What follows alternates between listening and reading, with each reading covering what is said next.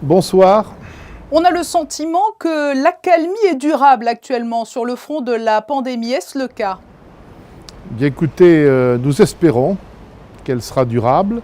Ce qui est sûr, c'est que nous sommes dans une situation qui est beaucoup plus favorable qu'au mois de juillet dernier, puisque par rapport au pic que nous avons connu en début d'été, par exemple, le taux d'incidence a été divisé par 5. Pour que cela continue, eh bien, il faut qu'on respecte un minimum de choses, et notamment toujours les gestes barrières, et qu'il y ait plus d'habitants, de résidents de la principauté qui aillent se faire vacciner. Alors nous y viendrons justement sur ce point, la vaccination. Mais avant toute chose, peut-être ce que tout le monde attend, ce sont donc les nouvelles mesures. La situation actuelle permet un nouvel allègement. Il est tout d'abord question du port du masque, qui, il faut bien le dire, fait débat. Oui, alors nous savons qu'il fait débat, parce que nous savons que c'est vrai, il est nécessaire dans certaines circonstances d'avoir le masque, mais on sait que ce n'est pas agréable pour quiconque.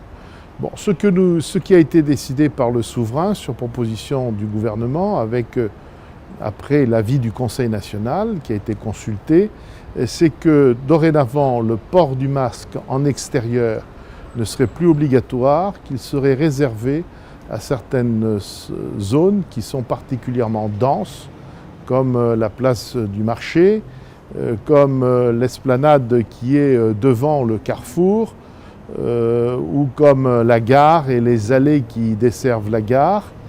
Ces endroits-là connaîtront une obligation de port du masque. Mais à l'exception de ces endroits, qui seront bien sûr énumérés, le port du masque ne sera pas obligatoire en extérieur. Bien entendu, il demeurera obligatoire dans les endroits intérieurs qui sont ouverts au public. Comme par exemple pour les spectacles ou événements sportifs?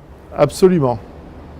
Qu'en est-il? C'est une question que se posent beaucoup de parents. Qu'en est-il du port du masque en milieu scolaire et notamment pour les plus petits en primaire?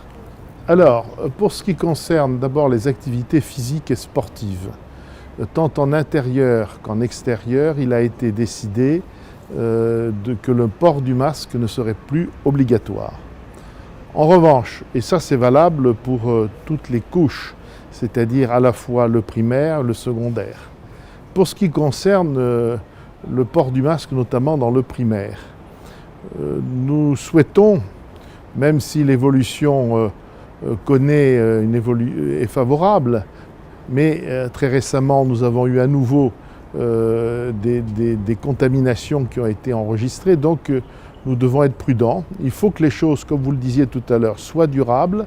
C'est pour cela que nous donnons encore quelques temps, quelques jours, pour apprécier si la situation nous permet, pour ce qui concerne les enfants qui sont dans le primaire, d'être dispensés de masque à l'école. Donc pour l'heure, le masque reste indispensable dans les établissements scolaires. Absolument, pour l'instant. Venons-en à la vaccination, avant d'évoquer une éventuelle troisième dose. Que reflètent les chiffres actuels de la vaccination à Monaco? Sommes-nous à des taux jugés suffisants? On n'est pas encore à des taux jugés suffisants, même si nous sommes dans une position qui nous place bien avant d'autres nations. Mais nous ne sommes encore loin du taux de 90% qui aurait pour effet de donner cette immunité collective. Donc nous répétons le message, il est absolument indispensable d'aller se faire vacciner. Il faut que les gens qui hésitent encore soient bien conscients que dans l'ensemble du globe, les vaccins n'ont pas eu de conséquences graves, qu'ils sont indispensables pour soi-même et surtout pour les autres.